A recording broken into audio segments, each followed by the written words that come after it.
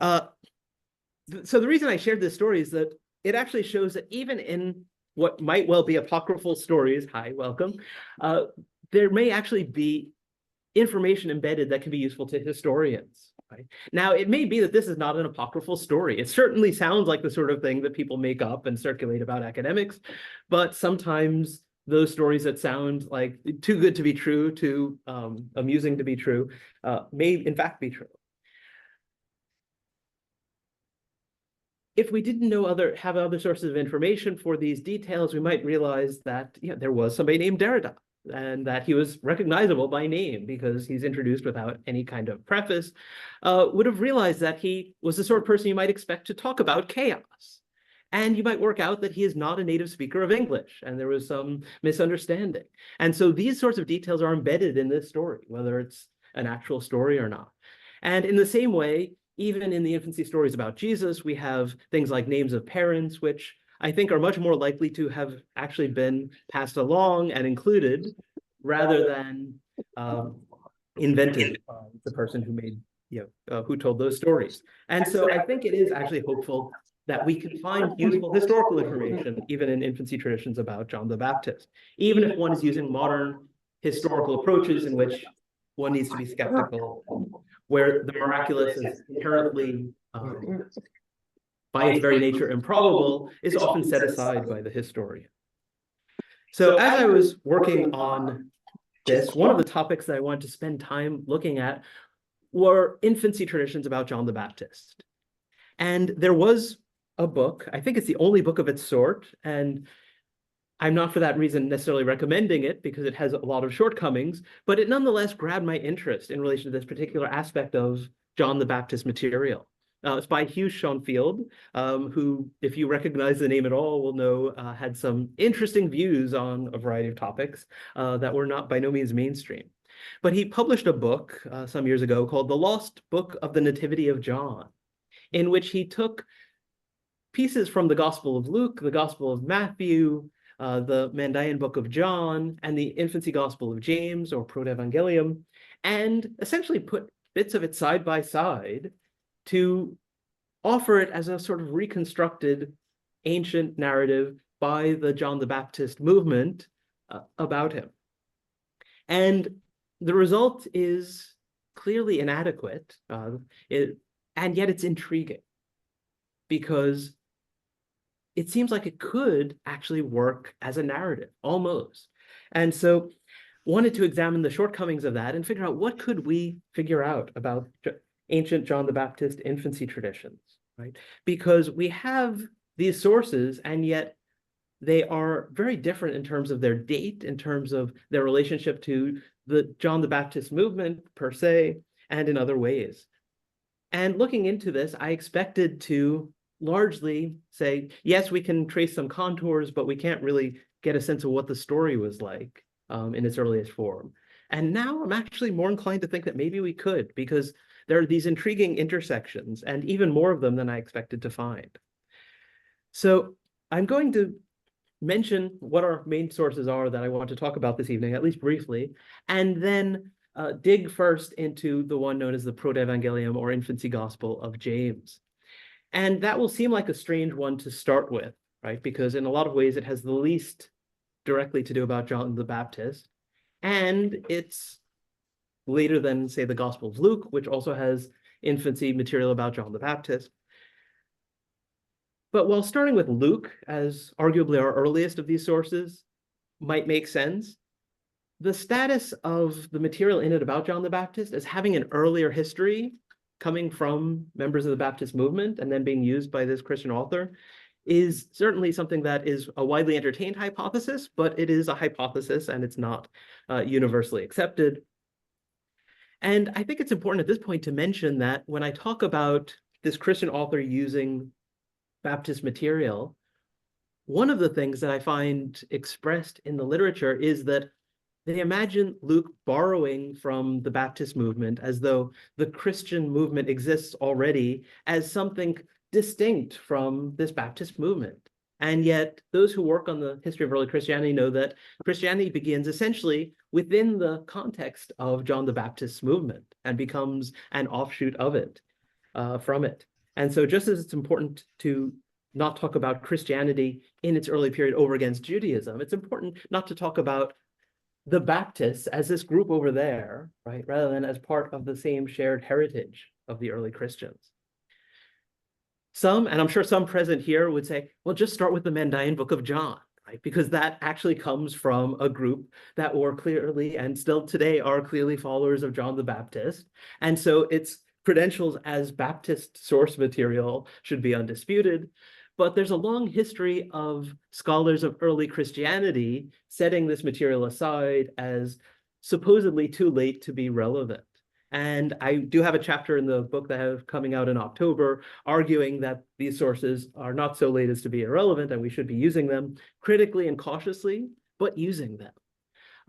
I will not be offering that argument in detail tonight, but you'll see one of the instances that persuades me that behind the Mandaean Book of John and the Gospel of Luke and other sources that we do have some earlier shared material that is not reflected, is not a result of, the commonalities are not a result of direct borrowing, say, of Mandaeans from the Gospel of Luke or the Gospel of Luke straight from the Mandaean Book of John as we now know it. And so the infancy Gospel of James, as strange as it might seem, this second century Christian work that is mostly about Mary's parents and then about Mary, nonetheless becomes the logical place to start because it is clearly from the second century, and it has what is at the very least a fragment of material that comes from the John the Baptist movement.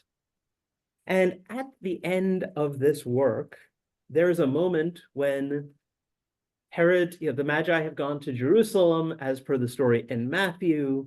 Herod is upset that the Magi have not returned with the whereabouts of the child, gives an order that children should be slain who are 2 years and under. And Joseph and Mary, in order to hide Jesus, place him in a manger, in a feeding trough.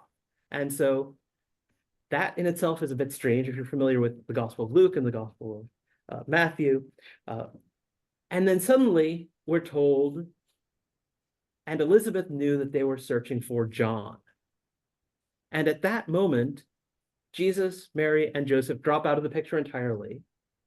And the story focuses on not just Elizabeth and Zechariah, both of whom have been mentioned as sort of secondary or tertiary characters in this work, but John, who has not been mentioned before in the infancy Gospel of James and is suddenly introduced there. And from that point on, we hear nothing more about Jesus or his family.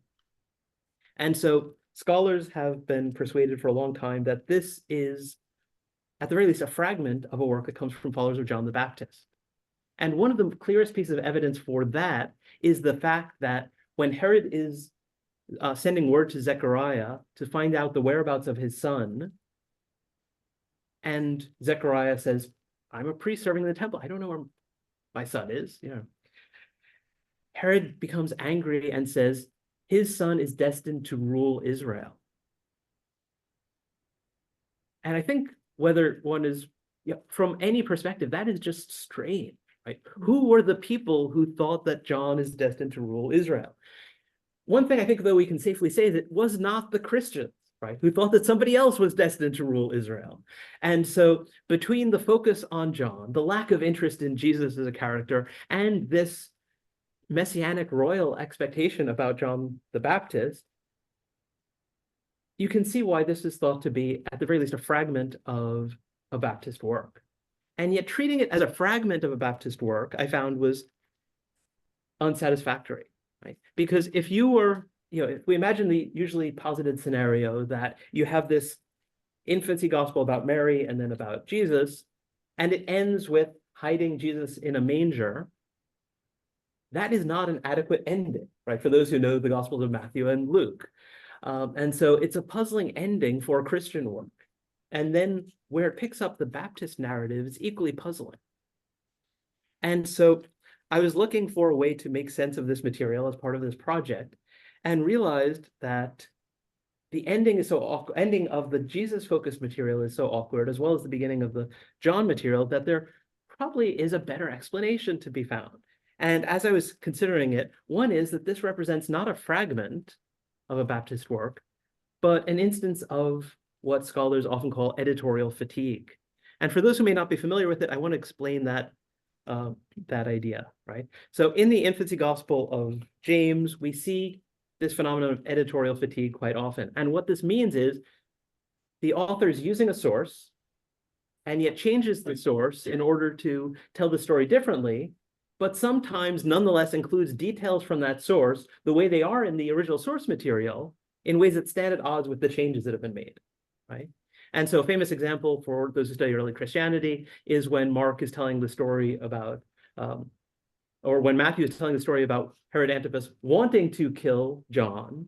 And that's how Matthew tells it, but he's using Mark and getting the story from Mark. And at one point then, when Mark says that Herod was saddened by the request that he behead John, Matthew includes that. Because in Mark, Herod was sympathetic to John, right? And it's all blamed on Herodias, right? And Matthew probably knew that that was quite implausible and that Herod Antipas actually wanted John dead.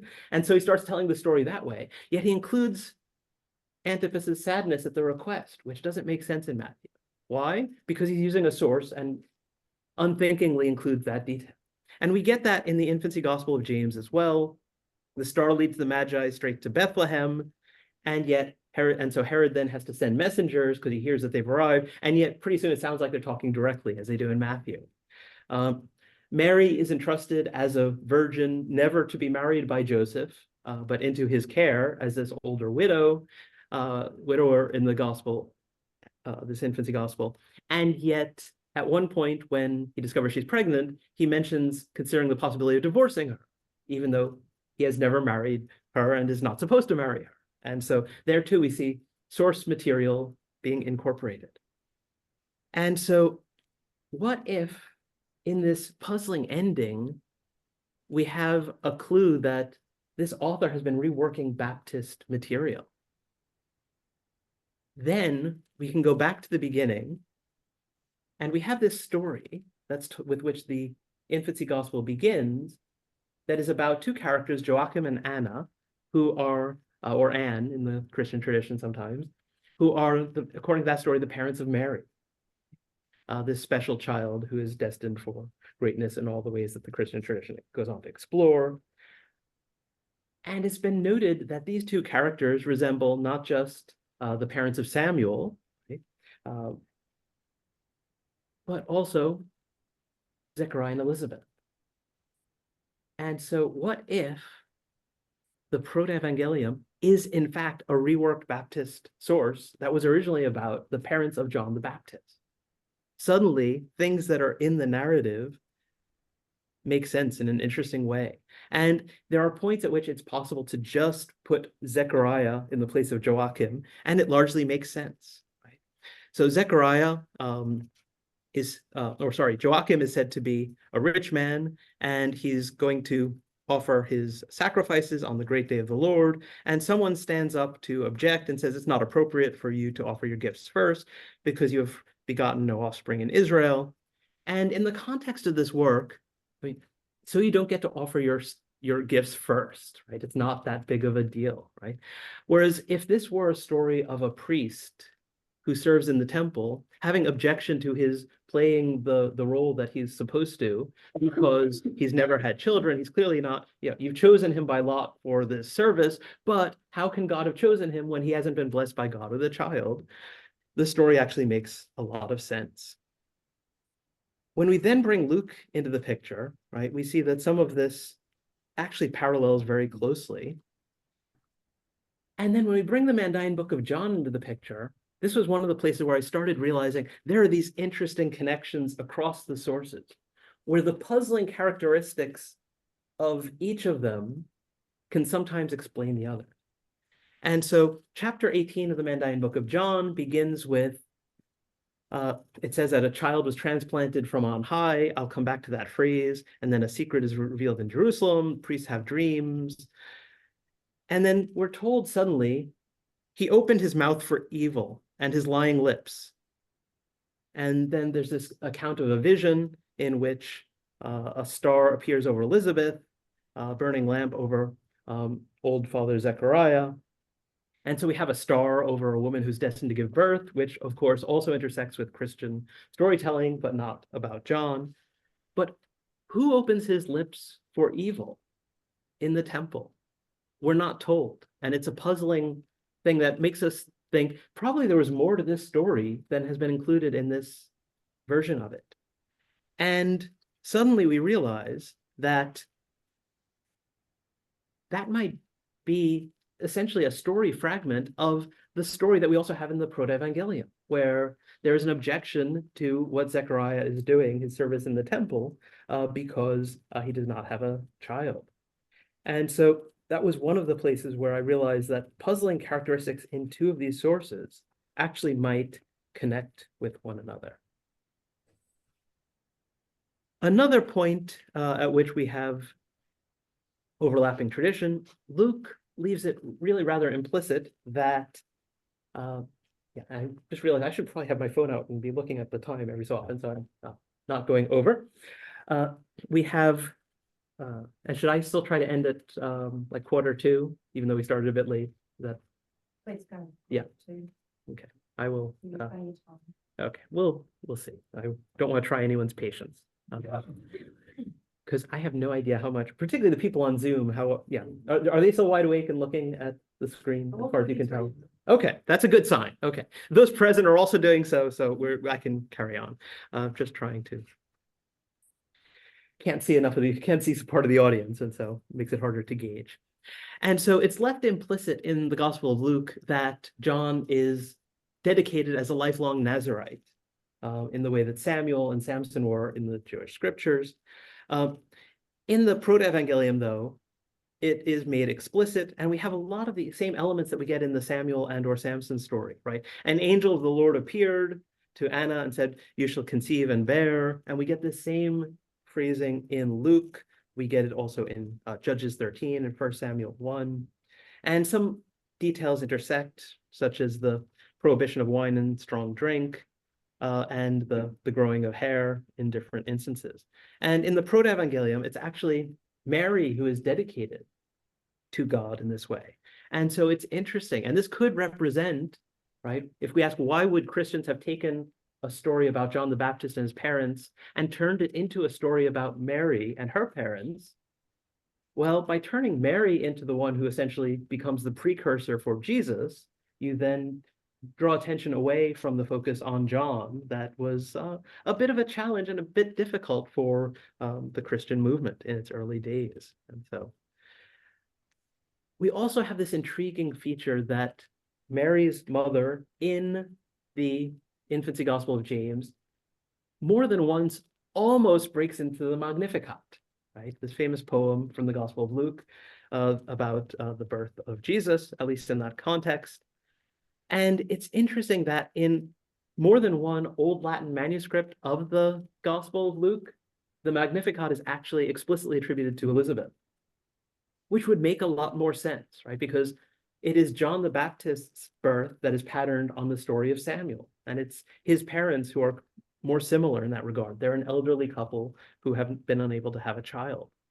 And so it may be that in the Baptist source, that was in fact the case. And that has been proposed in relation to the Gospel of Luke, even without bringing these other sources into the picture. The Benedictus, right, in the Gospel of Luke, mentions raising up a mighty Savior in the house of his child David, which of course intersects with that interesting bit at the end of the infancy Gospel, where Herod thinks that Zechariah's son is destined to rule over Israel. And there may be other evidence of underlying source material being incorporated in places, but the one that I want to focus on that I thought was perhaps most significant is one from the Mandaean Book of John, which I already mentioned, where it says, "A child is planted from on high." And this is an expression that is applied to John there. And I realized, although it's easy to miss because in the Gospel of Luke, we're dealing with a Greek source, and the Greek famously can be understood more than one way. But in Luke chapter 1, verse 78, there's this expression that is usually rendered as the day spring or the sunrise from on high, right? Anatole ex hupsos. And yet that word, Anatole, is used in the Septuagint, right, to render the word that you'll be familiar with, right, from the Hebrew Bible, tzemach, which is often translated in a messianic sense as the branch, right? The branch, the sprout, the shoot. There are a number of ways that you could render that into English, right? And if that's the meaning in this context, right, has the Septuagintal meaning, as you know, and Luke's infancy stories in particular are full of Septuagintisms, then what the phrase means is the sprout from on high, right? The planting from on high. Essentially the same phrase, right? The same phrasing that's used in the Mandaean Book of John. And what I realized as I was looking into this is that the Syriac translation of the Gospels, which are the ones that would have been present to the Mandaean community in Mesopotamia, renders it with a Syriac word, dencha, that is actually more restricted to the astronomical and the light-related meaning of the word. And so you wouldn't get sprout from on high from the Syriac rendering of Luke. And so here in particular, I think that we have evidence that behind the Mandaean Book of John and the Gospel of Luke, we have some underlying tradition, right? And some phrasing that's reflected in both. And so you can see why I think that stories like, or material like this deserves more attention from New Testament scholars and scholars of early Christianity than it has been receiving of late.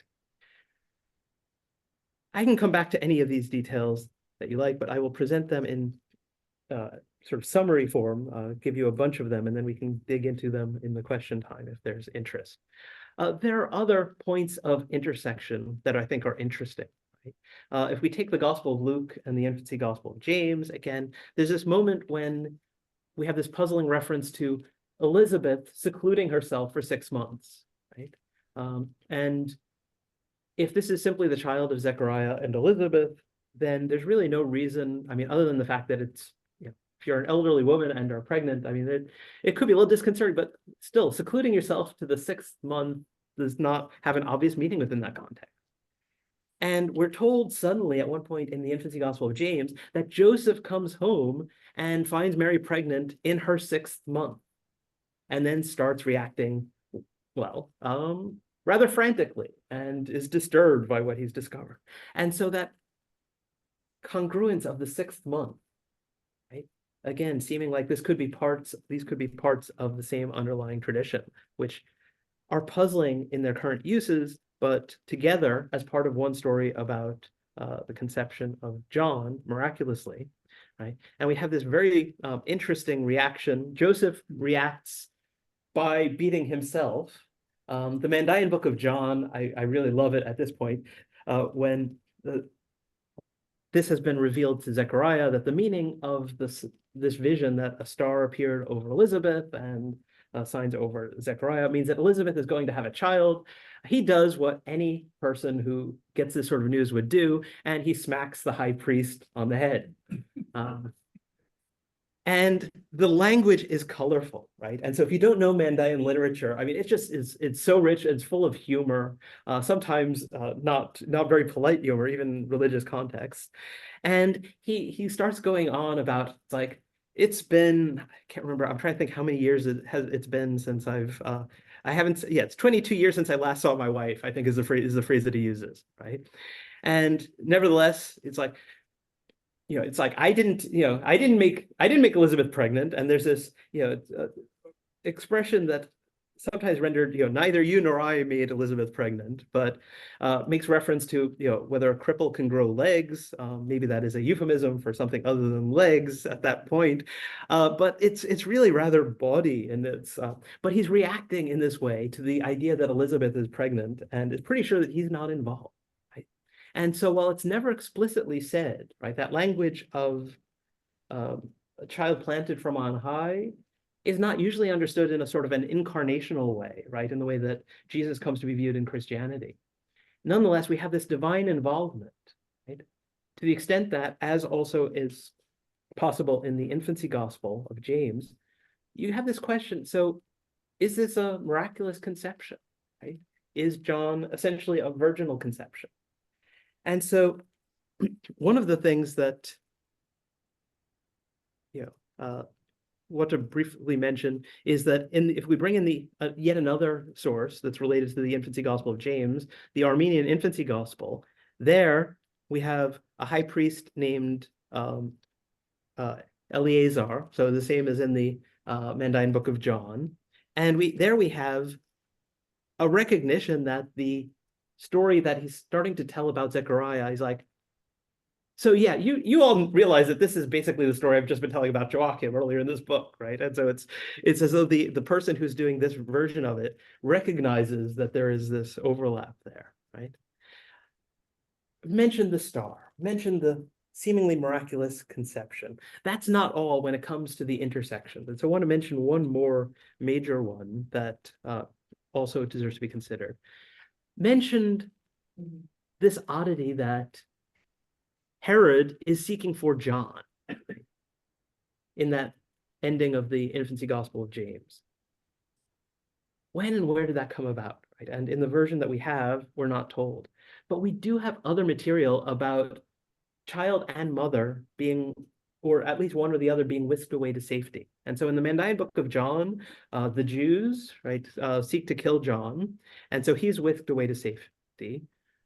In the Christian tradition, right, we also have in the book of Revelation, right, the mother who is taken to the wilderness, gives birth to a child who's destined to rule, who is taken to safety.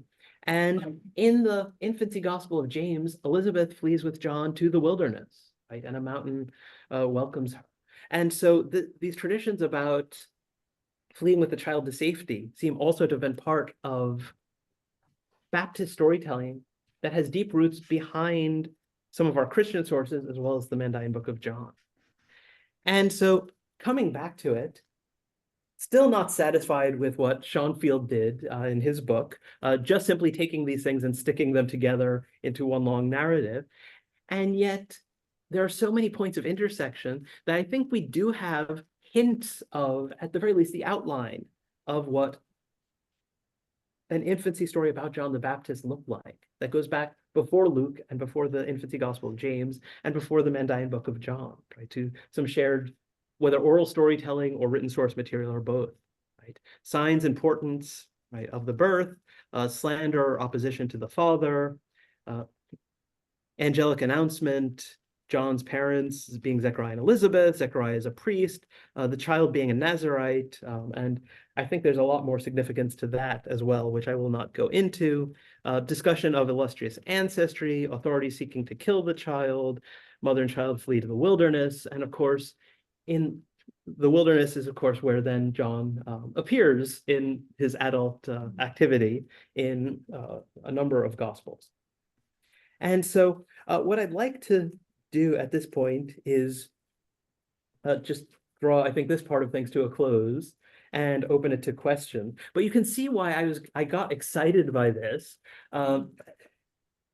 It seems like we can actually get a sense of this. And I feel, in some ways, I felt rather remiss that I had really neglected John the Baptist as an aspect of what I was interested in when I did my doctoral work on the Gospel of John, back when I met John and Elizabeth and Durham in England, and we were there at the same time.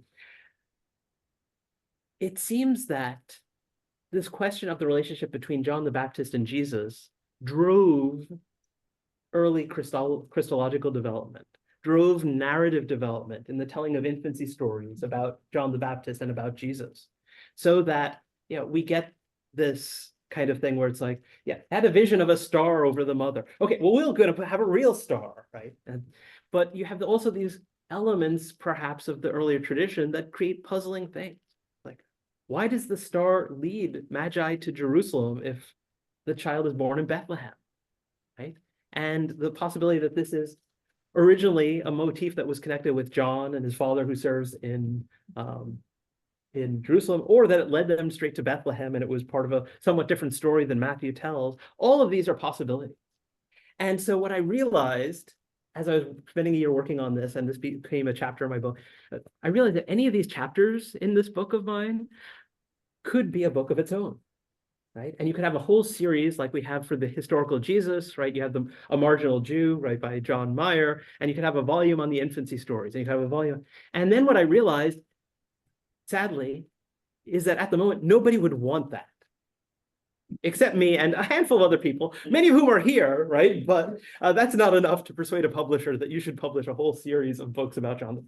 But what I hope is that by revisiting the question of the relevance of Mandaean sources, by working on the question of infancy material and suggesting that we might be able to reconstruct more of the outline of that than we have done up until now, by looking at the question of John as a Nazarite and as the son of a priest and what the implications of that might have been, and on, the relationship of John and Jesus, that hopefully we will have a new era in paying attention to John and not rushing past him, particularly if we are interested in early Christian history, in our rush to get to Jesus. And that in doing so, for those who are more interested in Jesus than in John, I think that even so, if that's your interest, taking the time to pay close attention to John is crucial to getting Jesus right as well. So let me just quickly see if I can jump to a slide. Sorry. I will just, the down button. I want to make sure that I pull up something that, because I have some physical flyers here. So I persuaded the publisher of my current biography of John the Baptist and the book that's coming out in October to make a discount code because they didn't have the book printed in Australia yet. It will be available here, but they realized it was not going to happen in time for my visit and for the conference that's happening next week in Melbourne.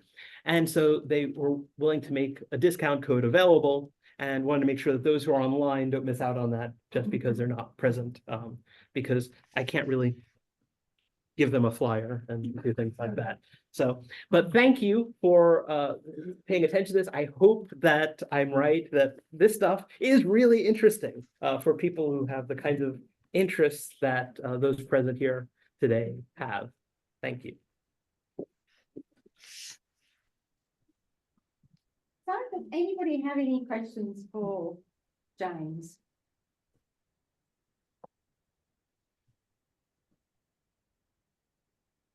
Or strong objections are welcome too. So yeah. Anybody online? Yeah. Let's see. I might be able to see the chat on here too, which would be good. Oh, okay. Yeah. Okay. Yeah, I think I can see that. Let's see. So we have a question. Is some of this midrash? Is it not the case that midrash does allude closely to another passage, but very intentionally different to give a different message? So I think there's some, Christians sometimes use midrash in a way that nobody in the Jewish tradition uses midrash, as though what it actually involved was taking elements, taking earlier stories and using it to come up with, completely new stories, just as a kind of a way of creating new literature. And I think what we're dealing with here is literature that is decidedly trying to say things, right? Just as if we have Davidic imagery connected with Jesus, right? It's not as though they're just taking stories about David and deciding to weave new narratives. They're trying to say Jesus is this figure who brings the Davidic line back and who does this messianic thing, right? And so in the same way, I think it's safe to say that there was a tradition that John is something like a new Samuel. Right? And one of the things I think is astonishing, and for anyone who happens to be, let's say a grad student looking for a PhD topic, surprisingly little has been written about John as a new Samuel. Right? Because again, we're interested in Jesus as, is Jesus Elijah? Is John, John is not Elijah, right, is of interest to Christian scholars working on these texts, but John as Elijah is less so, right? And so I think that the aim here, right, there certainly may be some useful points of comparison with Jewish storytelling, where you have elements of other stories woven in, and we certainly do see some of that happening in the John the Baptist stories. But I think the point is to say John is a figure like this. John is a figure of this sort of significance. John is a figure with attributes, right? And in some cases, historical figures may have started that, right? There's in the Christian tradition, I know it's controversial because of what he was wearing. It's not Mandaean priestly garb dressed in white, but it is wearing camel hair, which I would like to emphasize does not mean camel skins, right? You often see John depicted in Christian influenced movies as though he were a caveman and things like that. And I think that's badly wrong. But there's a long tradition of suggesting that he might have been cosplaying essentially the prophet Elijah. And in doing so is saying, yeah, is saying something about Herod Antipas and Herodias, probably, but also about his own significance and how he understands himself. Bernard has a question? Sorry. Yeah. Oh, well, okay, the one now sold on John the Baptist, of course, very good. We already have your first book in the library, thanks to Paul, by the way. I'm not quite sure about this, but the sources of the Proto-Evangelium go back to already Syriac, aren't they? Yeah, quite possible. And there's some puzzling things in there that I would like to go, look at and see whether, as part of this sort of investigation, whether misunderstandings of the Syriac as it got rendered into Greek could actually help us explain some of these things. But yeah, quite possibly. So I was wondering if, yeah. So the earlier traditions of John the Baptist, are they largely in Syriac? Well, we have some very important ones neglected by New Testament scholars in a dialect of Aramaic, not Syriac, but another one. Mandaic is also a dialect of Aramaic. But there is significant Syriac material about John. One of the things I found fascinating is that there are prayers attributed to John the Baptist in the Syriac tradition, and there are multiple versions of a prayer of something that's called a prayer that John taught his disciples, and one version of it starts with Father, so in Syriac Abba, right? And the other one starts with Holy Father. And so these phrases that we get in the prayers of Jesus in the Gospel, including in John 17, right, the phrase Holy Father.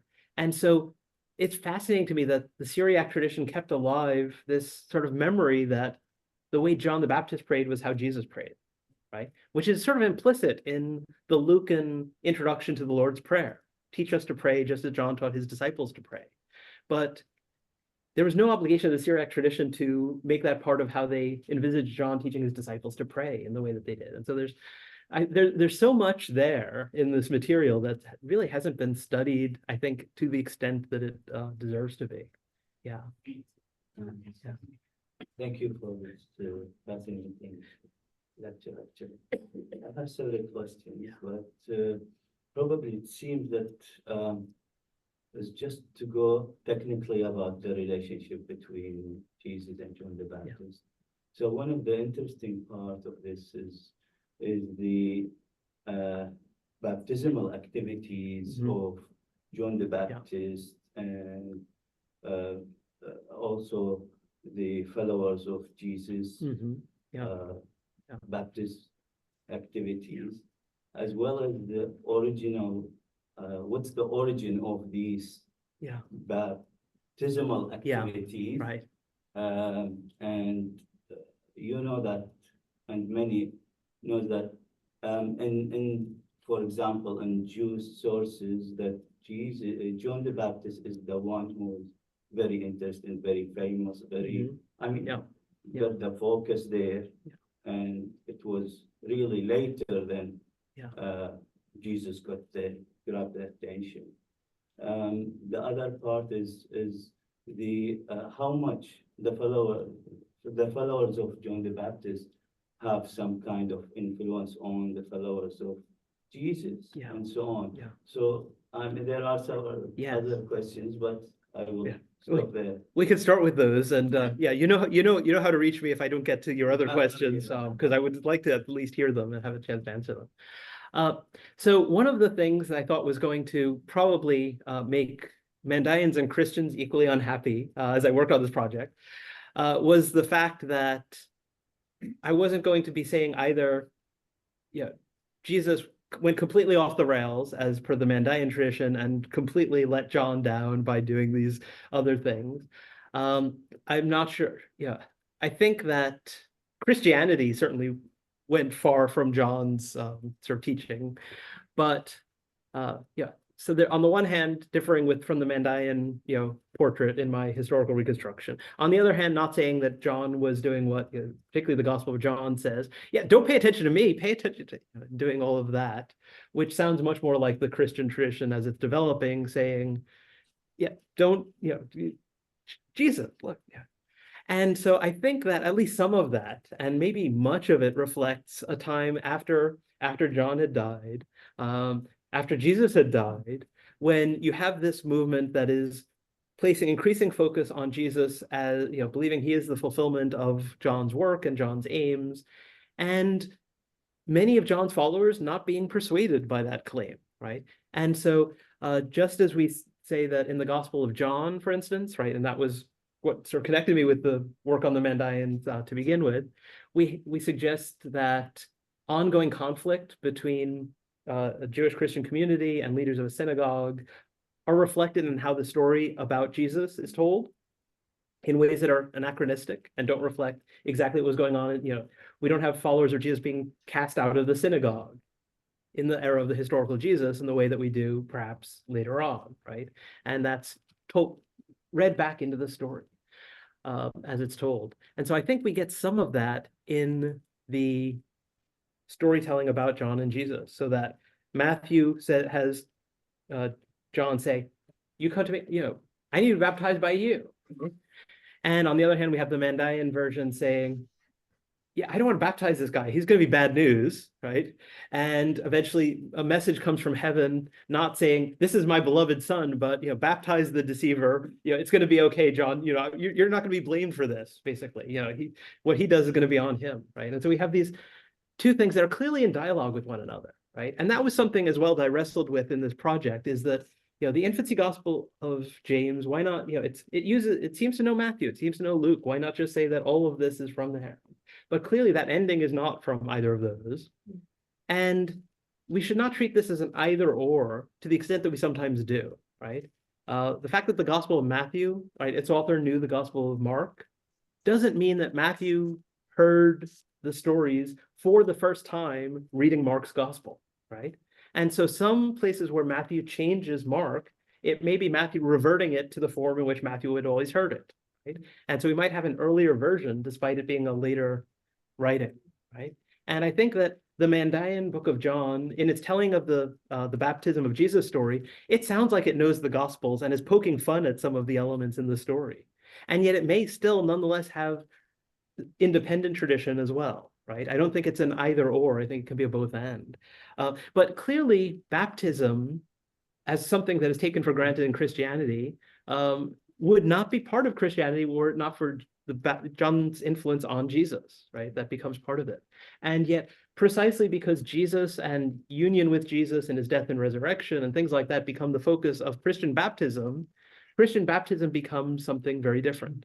It becomes something that's done once for all, whereas Mandaean baptism, and I'd argue John's baptism, were things that could be repeated, right? Just like sacrifice could be repeated, right? On major festivals, right? As just something you do every year, but also when you need forgiveness, right? And that might be why in the history of Christianity, suddenly we have these debates that, it seems like somebody would have thought about this sooner. What do we do about post-baptismal sin, right? Can there be forgiveness for this?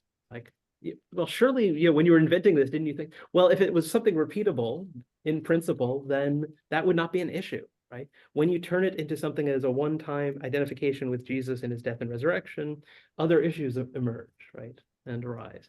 So I think, another part of this, let me put it this way, another part of this project was to try to take the Mandaean and Christian baptismal practices and to triangulate back and say, at the very least, the things that are shared in common and that pop up in the Christian tradition as well, probably go back to John, right? Because we have John's influence in these streams, even if indirectly.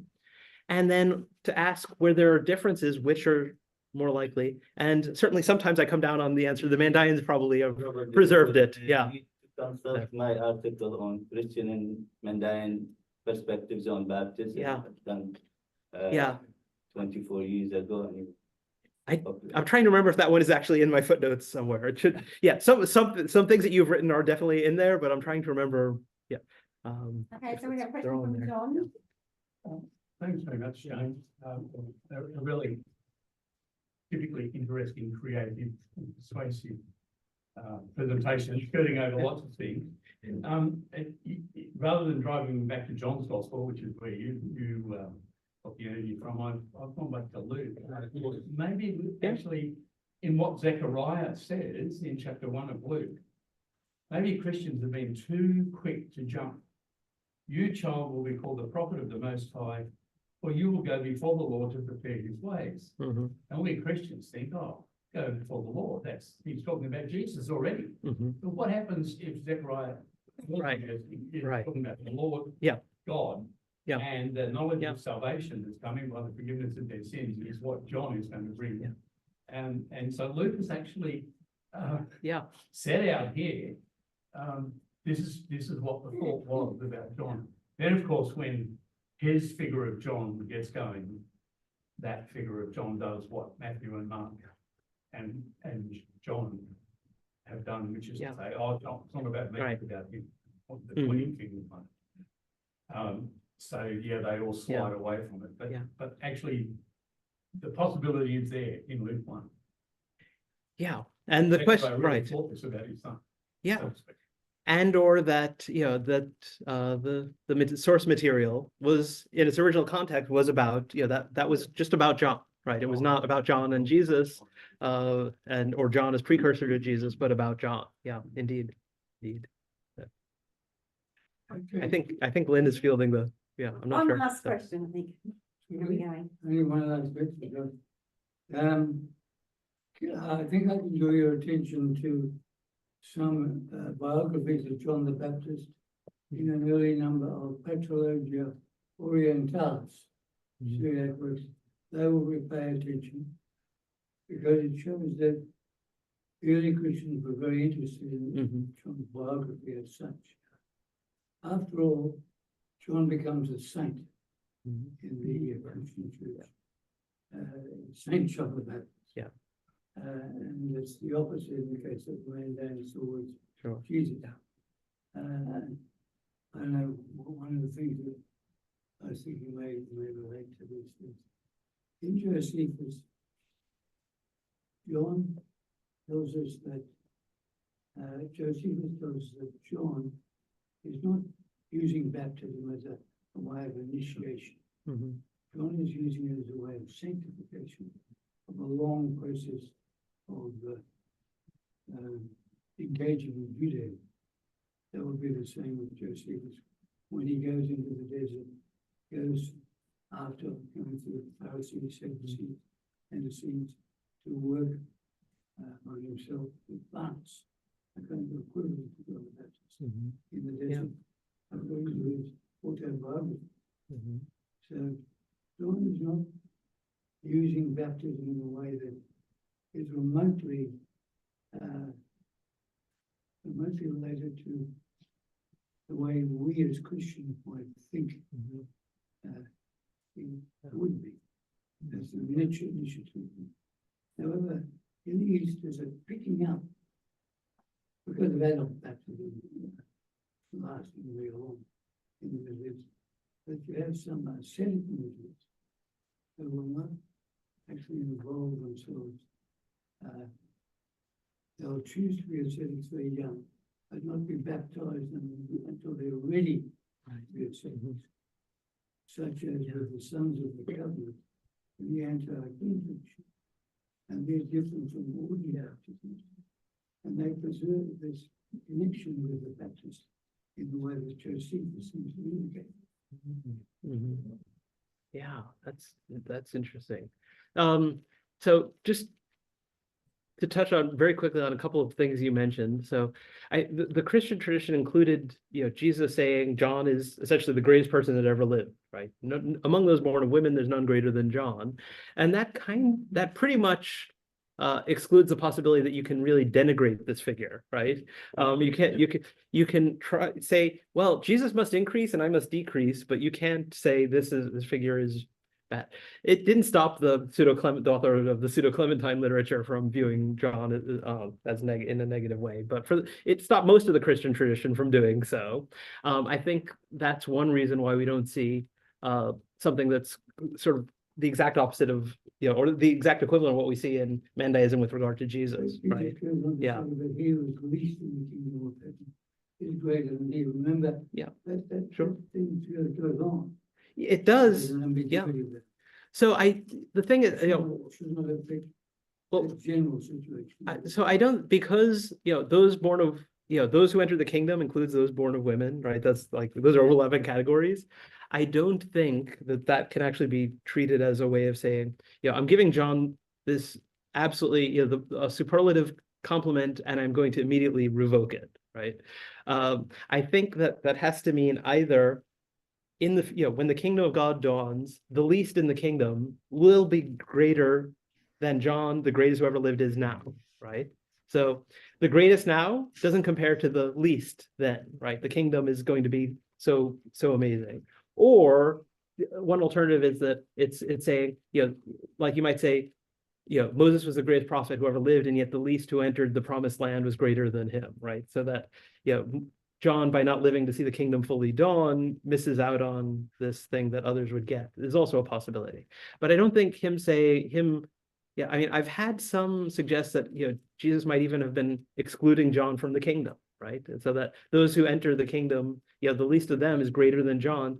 And that doesn't seem plausible, given that, I mean, Matthew has John proclaiming the kingdom before Jesus is, right? Summarizing the message in the same way. There are markers in the New Testament between John and the coming of the kingdom of God. Yeah. In that some special sense. There are markers. Yeah, and I have more thoughts about Banus and Josephus's one-time teacher and John and other things, but I gather we don't have time for talking about everything that we might consider. What I will say is that some of this is in my book. So I will say, so I have, okay. Yeah, so I brought a few copies, but there's only so much you can fit in your luggage and take to Australia with you. And so I would have ended up disappointing people anyway. And so instead I have flyers with a discount code. You can get 40% off, which I would not have been able to beat if I had brought copies for sale or something like that. And so one of the books is currently out elsewhere and should be here very, very soon. And I knew Mandaeans are not going to like this title. We'll happily say more about why I chose it nonetheless. Christmaker, A Life of John the Baptist. It's a biography of John the Baptist. And then the book that's coming out in October is not just an expanded edition of this. It's a series of studies. So can we use Mandaean sources? And if so, how? The origins of baptism, right? And where did John get the inspiration for this? And what did it mean when John was doing it? The infancy traditions, the relationship between Jesus and John, prayers of John the Baptist, and a variety of other things. And so it's a collection of studies that dig into a lot more detail than most people want to go into. But clearly, we are the exception, right? Who actually want that kind of detail and think that John deserves that sort of attention. And so should I just pass some of these around? Seems like a good thing to do. And those who are online have that there. And so, yeah. So what I'm saying is, let's thanks James, and if you have some more questions, we'll still be here, so you can ask James your questions. But if you have to go, then you can head off. So thank you very much, James. It's wonderful. Thank you.